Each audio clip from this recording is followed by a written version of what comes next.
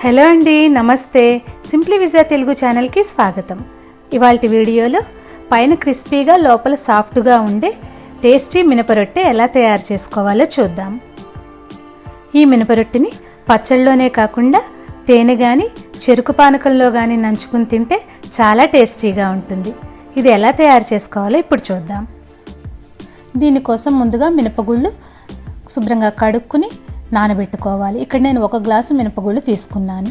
1 glass మినపగుళ్ళకి 3 గ్లాసులు ఇడ్లీ రవ్వ తీసుకున్నాను. ఇక్కడ నేను డబుల్ హార్స్ మినపగుళ్ళు యూస్ చేశాను, అందుకని ఇడ్లీ రవ్వ 3 గ్లాసులు తీసుకున్నాను. నార్మల్ మినపగుళ్ళు తీసుకుంటే 2 నుంచి 2.5 గ్లాసులు ఇడ్లీ రవ్వ సరిపోతుంది. ఈ ఇడ్లీ రవ్వని శుభ్రంగా కడిగి నీళ్లు వంపేసుకోవాలి.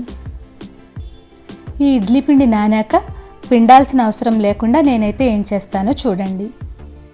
ఇలా శుభ్రంగా కడుక్కున్న ఈ ఇడ్లీ రవ్వలోని నీరంతా తీసేస్తాను. ఇలా నీరంతా పోయాక ఈ పిండిని దగ్గరగా నొక్కి పెడతాను. మనం ఈ మినపప్పు నానబెట్టుకున్నప్పుడే ఈ ఇడ్లీ రవ్వ కూడా నానబెట్టేసుకుంటాం కాబట్టి ఇది బాగా నానుతుంది. మనం మినప్పిండి రుబ్బేసుకున్నాక దాంట్లో ఇడ్లీ రవ్వని డైరెక్ట్గా కలిపేసుకోవచ్చు. పిండాల్సిన అవసరం ఉండదు, ఎందుకంటే నీరు ఉండదు కాబట్టి మనం డైరెక్ట్గా కలిపేసుకుంటే సరిపోతుంది. ఇలా 5-6 గంటలు నానబెట్టుకున్న ఈ పప్పుని గ్రైండర్లో వేసి మెత్తగా రుబ్బుకోవాలి.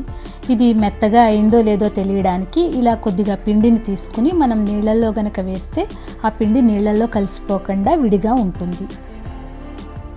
ఇలా మెత్తగా రుబ్బుకుని ఈ మినప్పిండిని ఇడ్లీ రవ్వలో కలిపేసి ఒక 5-6 గంటలు పక్కన పెడితే మనకి ఇది ఇడ్లీలు మినపరొట్టె వేసుకోవడానికి కొద్దిగా పులిసి రెడీ అవుతుంది.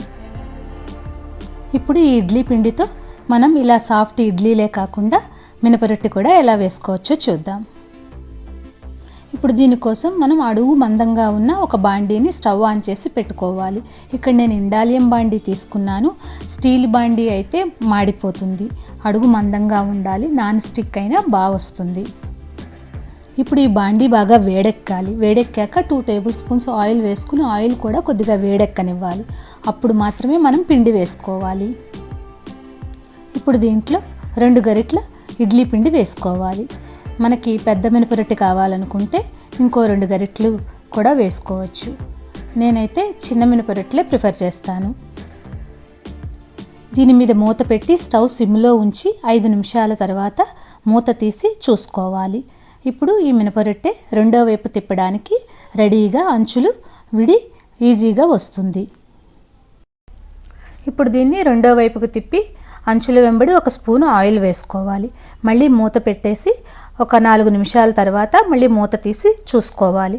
అప్పుడు రెండో వైపు కూడా ఎర్రగా కాలి రెడీగా ఉంటుంది. ఇంతకుముందు మన ఛానల్లో ఎలక్ట్రిక్ రైస్ కుక్కర్లో ఇడ్లీలు ఎలా ఈజీగా వేసుకోవచ్చు, అలాగే ఇడ్లీ పిండి ప్రిపరేషను, దోసపిండి ప్రిపరేషను వీడియోస్ కూడా అప్లోడ్ చేశాను. వాటి లింక్స్ కింద డిస్క్రిప్షన్లో ఇస్తాను, అవి కూడా చూడండి. చూసారు కదా, ఇలా ఇడ్లీ పిండితో ఇడ్లీలే కాకుండా ఇలా కరకరలాడే మినపరొట్టె కూడా వేసుకుని తింటే చాలా టేస్టీగా ఉంటుంది. ఈ టేస్టీ రెసిపీని మీరు ట్రై చేసి మీకు ఎలా వచ్చిందో కింద కామెంట్ సెక్షన్లో నాతో షేర్ చేసుకోండి. మీకు ఈ వీడియో నచ్చిందా అండి? నచ్చితే తప్పకుండా లైక్ చేయండి, ఫ్రెండ్స్కి రిలేటివ్స్కి షేర్ చేయండి, సబ్స్క్రైబ్ చేసుకుని పక్కనున్న బెల్ ఐకాన్ క్లిక్ చేయండి. ఆల్ అనే ఆప్షన్ వస్తుంది, దాన్ని ట్యాప్ చేస్తే నా లేటెస్ట్ వీడియో నోటిఫికేషన్స్ ముందుగా మీకు చేరుతాయి.